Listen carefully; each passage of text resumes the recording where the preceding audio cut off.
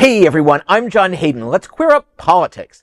The fight to save HIV funding in Florida is long, hard, and not over yet. But for one night, our political crusaders at Equality Florida took a moment to celebrate accomplishments and prepare for what's next. They are out to get us. And the story could be so much worse than it is tonight if it weren't for Equality Florida and if it weren't for Michael Rajner.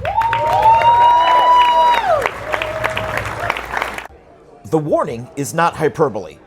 But despite the ominous cloud, Equality Florida packed the Gray Box Theater for a celebration. The most challenging legislative session yet for LGBTQ+ was marked by quiet but important successes. Equality Florida helped defeat 4 of 5 anti-gay bills and watered down the onerous DEI restrictions that did pass. We were completely blindsided. Information began to leak on January 7th that a letter dated January 8th was going out to clients, letting them know that they'd be terminated from the program effective March 1. But it was cuts to ADAP, the AIDS Drug Assistance Program, that caught everyone off guard. So when we speak about the ADAP crisis, please understand, this is not just policy on paper, this is real life.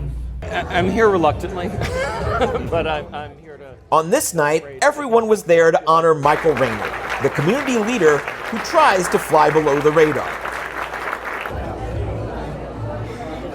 I'm not going to lie, it's overwhelming.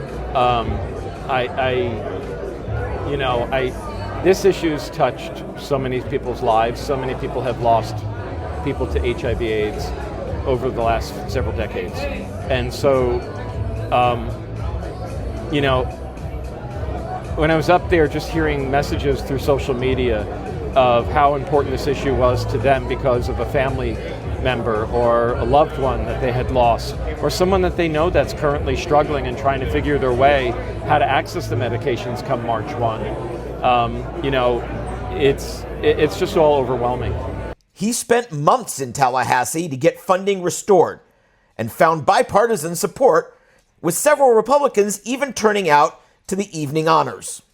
No, we're going to be going back up. I'll be going to Tallahassee. They're probably going to do the budget conference at the same time that they do the special session on redistricting. And so we will find out then what's in store. You know, Equality Florida mobilizes, gets people on buses, turns tens of thousands of people out during lobbying days. And so at one point, Republicans thought they could just wait them out. And so they scheduled hearings after the organized lobbyists and their supporters went home.